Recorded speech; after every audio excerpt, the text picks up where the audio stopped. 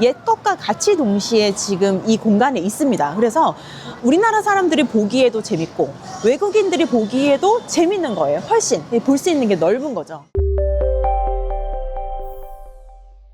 네, 안녕하세요. 빌딩 소영의 안소영입니다. 오늘은요, 무려 22년 동안 공시지가 1위 그 지역을 찾아왔습니다. 뒤에 보면 한국말이 하나도 안 들려요. 자, 외국인들이 바글바글한 이곳 명동에 왔습니다. 왜 이렇게 공시지가가 높은지, 그래서 투자 가치가 얼만큼인지 제가 좀 파악해 드리고 살펴보도록 하겠습니다. 이 명동은 2010년도에 정말 최강을 찍었죠. 브랜드 노출 효과가 이곳만큼 좋은 것이 없었어요. 그런데 2010년도 중반부터 슬슬 달라지기 시작합니다. 젊은 세대가 모여드는 홍대, 강남, 또 최근에는 성수, 한남 이렇게 번져가고 있죠. 이런 곳에도 지금 브랜드 가치성이 굉장히 우수하잖아요. 그래서 이 명동의 독보적인 브랜드 가치성이 조금 번지고 있다. 다른 쪽으로도 흐르고 있다. 이렇게 보시면 되는데, 그럼에도 불구하고 공시지가는 여전히 1위입니다. 네, 그래서 그 건물들 좀 살펴보면서 말씀드려 볼게요. 한번 가볼까요?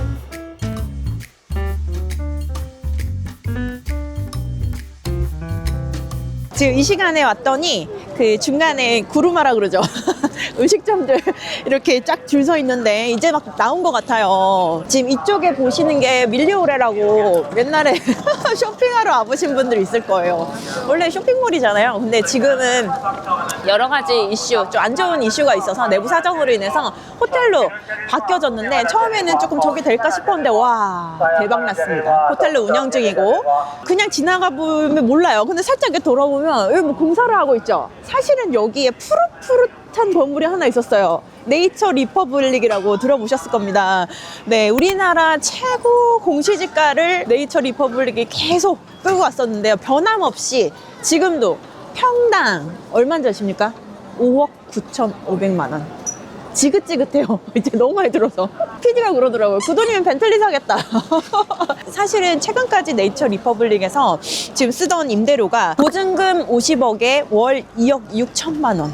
네, 이거를 계속 꾸준히 내고 감당을 해왔는데, 사실 네이처 리퍼블릭이 사업성이 그렇게 좋지가 않았어요. 그래서 최근에는 올해 2월에 철수를 했고 지금 이렇게 지금 공사 중입니다. 자, 이렇게 지금 네이처 리퍼블릭이 사업성 부진으로 해체를 해서 나가고 지금 저러고 있는데도 이 공시지가가 유지되고 있는 이유를 한번 보시면, 지금 바로 앞에 보이는데 이 유동인구들 때문이거든요. 근데 이 유동인구 중에 90% 이상이 외국인이에요. 근데 외국인이 이렇게까지 온다는 거는 명동에 뭘 보러 오고 즐기러 오고 이거 맞아요. 근데 성수동이나 한남동은 여기 새로워서 궁금해서 가는데, 명동은 무조건 오는데요. 성수랑 좀 다른 점이 있어요. 성수는 연모장길이 굉장히 핫하고 이제 그 주변에 이면들이 발달을 하고 있는데, 사실 성수역에서 가깝기는 하지만 교통이 막 발달한 곳은 아닙니다. 그런데 명동 같은 경우에는 교통 입지가 너무 좋아요. 그리고 플러스 또 다른 게 뭐냐면 숙박업이 굉장히 활발하고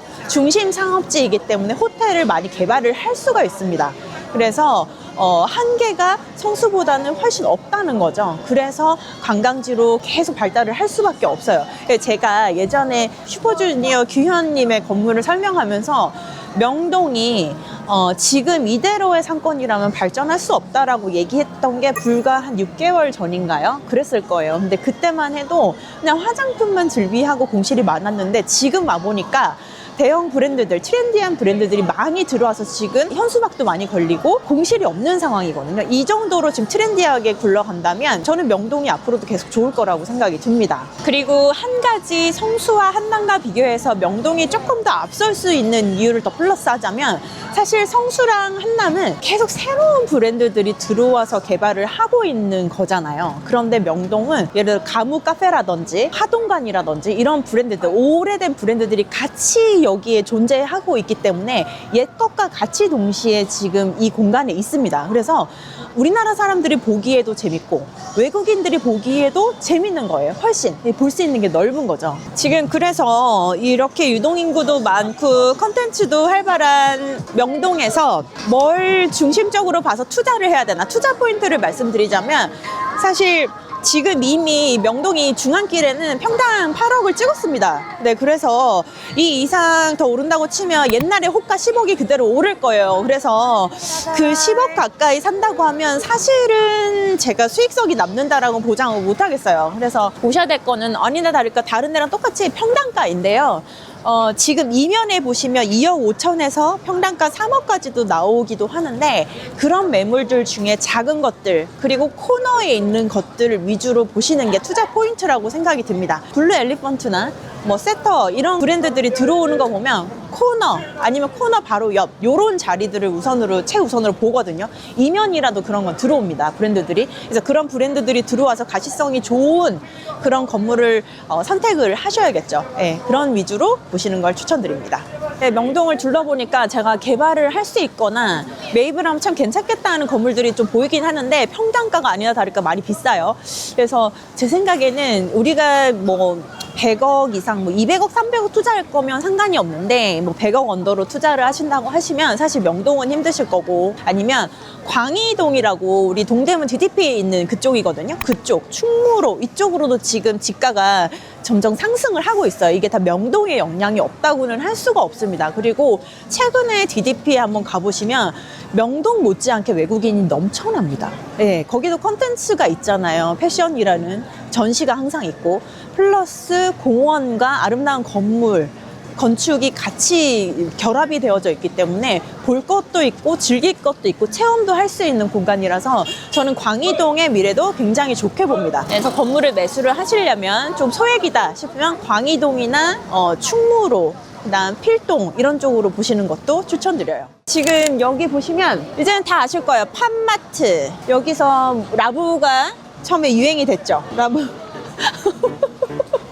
라부부 하나씩 다 있다는 캐릭터 브랜드가 지금 명동 한복판에 들어와 있습니다. 근데 이 브랜드가 들어간 이 건물이 올해 매각이 됐는데요. 이 건물 자체 매각 금액이 무려 439억 원입니다. 와, 어마어마하죠. 심지어 이 옆에 바닐라꽃 핑크색 이 부분이 아니에요. 이 부분하고 살짝 뒤에 꺾인 이렇게 기역자 구조로 되어져 있는데 그 부분만 포함이 되어져 있는데 총 매가가 그렇습니다. 이게 바로 이 메인 중앙길에 가장 비싸게 팔린 평당 8억이라고 말씀드렸던 그 건물입니다. 네, 너무 잘 팔렸죠. 예전에 우리 명동에 호가가 평당 10억이었는데 그때를 향해서 달려가고 있는 건물이죠. 이 건물은 21년도에 이 건물을 이전 매도인이 매수를 하셨는데 그때 매입 금액이 330억입니다. 그때 평당가만 해도 6억이었어요. 시세 차익만 해도 100억이 넘죠.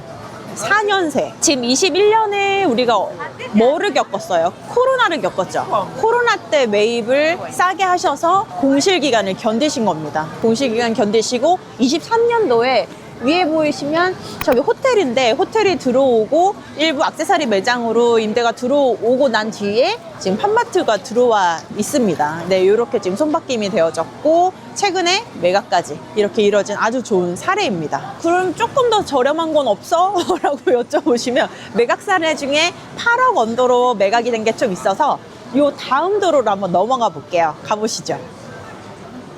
두 번째 매각 사례입니다. 지금 사실은 우리 중앙길에서 한 블럭 뒤인데도 불구하고 유동인구가 조금 차이가 나는 골목인데요. 그래서 지금 평당가가 많이 오르진 않은 골목이에요. 그럼에도 불구하고 여기 코너에 이 건물이 최근에 매각이 됐는데 평당 4억 2천만 원, 총 매가 82억입니다. 분명 평당가가 4억이 넘는데 어떻게 100억이 안 넘지? 20평대입니다. 그래서 이렇게 작게 매각이 됐는데 입지가 저기 중앙로에서도 보이고 가시성이 굉장히 좋기 때문에 이렇게 전체 스노우픽이라는 유명 캠핑 브랜드에서 들어왔어요. 그러고 나서 사실 일골목까지는 브랜드들이 많이 안 들어왔는데 그 옆에 유명 방향제 브랜드라든지 의류 브랜드들이 속속들이 들어오고 있고요. 이 골목에만 올해 3개가 팔렸어요. 네, 그 중에 가장 평당가가 높게 팔린 스노우픽 건물입니다. 네. 팜마트나 이런 스노우픽 같은 브랜드들이 퉁으로 들어왔을 때 압구정에서 제가 말씀드린 뭐 아디다스나 이런 것들이 임대료가 100만 원이 넘었잖아요. 평당 임대료가. 그런데 여기 명동 같은 경우에는 사실 생각보다 압구정보단 작습니다. 보통 한 60만 원 정도 생각하시면 되세요. 평당 임대료. 그러니까 지가는 압구정이나 성수보다 비싼데 평당 임대료는 조금 낮은 이런 현상이 있죠. 네, 세 번째 매각 사례입니다. 야, 이거는 좀 이렇게 보기만 해도 좀 의리의리하죠. 예, 단위가 큽니다. 평당 1억 9,400만 원. 굉장히 잘 산 사례죠. 그런데 총 매가가 덩어리가 큰 만큼 큽니다. 저기 보이면 명동장 보이세요? 호텔인 만큼 금액이 365일 머물라고 365억. 죄송합니다. 365억에 올해 매각이 됐고요. 사실 제가 말씀드린 중앙로에서 한 블럭 뒤기 때문에 여기는 유도인구가 지금도 그렇게 많지도 않아요. 그런데 도로가 좁지 않아요. 근데 그래서 제 생각에는 버당가 바로 뒷골목이기 때문에 숙박업으로 너무 최적화되어 있다. 야, 이분은 제 생각에 건물 투자가 처음인 것 같지 않아요. 이 정도로 이 위치에 이 금액에 매입을 하셨다면 선수입니다. 분명히 건물 또 하나 있으실 거예요. 하여튼 매입을 굉장히 잘 하신 사례고, 그리고 이 매입하셔서 이걸 지금 명동장이라는 브랜드를 만들어서 이렇게 하시고 계시다는 것 자체도 굉장히 건물을 브랜드화를 잘 하고 계시다, 이런 생각이 듭니다. 사실 리모델링 그렇게 크게 하지 않았는데 불구하고 굉장히 컨셉도 잘 잡으시고 좋다, 이런 생각이 듭니다. 아, 똑똑하신 것 같아요. 네. 저희가 명동을 살펴봤는데요. 지금 명동 같은 경우에는 교통적 입지도 굉장히 뛰어나고, 그다음 이미 명동이라는 관광 상품이 개발되어져 있고, 그리고 주변에 하이엔드급 백화점들도 있기 때문에 프리미엄까지 붙어 있고, 그다음에 쏙쏙들이 유명한 브랜드들이 지금 매장을 들어오고 있어요. 그래서 이런 걸로 봤을 때는 명동이 드디어 또다시 시작이구나, 이런 느낌을 받고 있습니다. 그리고 지금 여기서 우리가 조금 신경 써야 될 부분이 보이는 건 뭐냐면, 사실상 저희가 지하철을 이용을 했는데 올라오는 가장 많이 이용하는 입구가 6번 출구거든요. 그쪽에 계단이 너무 높아요. 왜냐면 캐리어가 다들 들기 힘들어하는 걸 봤거든요. 그래서 그런 쪽에 에스컬레이터 정도 놔주면 어떨까. 그리고 그 메인길 중앙길에 위치한 노점들의 음식 값을 봐도 사실 이 금액을 주고 먹는다고 하면 좀 부담되는 금액이었거든요. 그래서 이대로 간다면 사실 관광이라기보다 약간 눈탱이 같은 그런 느낌이 들 정도로 너무 금액이 높아요. 그래서 그런 것도 조금 조율해야 되지 않을까. 우리 장기적으로 시장을 유지하기 위해서는 그런 관점도 들고, 지금 시장이 살고 있기 때문에 이때부터가 가장 중요하다고 생각이 듭니다. 그래서 명동은 지금 잘 들어오셔서 코로나 같은 이슈만 없다면 충분히 투자 가치가 있다는 생각이 드는 지역이네요. 지금 이렇게 외국인이 우리 시장, 우리의 브랜드 시장을 이끌고 있는 이 시점에서 또 지금 다른 곳, 어디가 유명한지를 살펴보기 위해서 다음은 우리가 명동 효과를 굉장히 많이 보고 있는 DDP가 있는 광희동으로 한번 가보도록 하겠습니다. 네, 다음 영상 기대해 주시고요. 궁금하신 점이나 문의사항 있으시면 여기 카톡이나 댓글 남겨주세요. 감사합니다.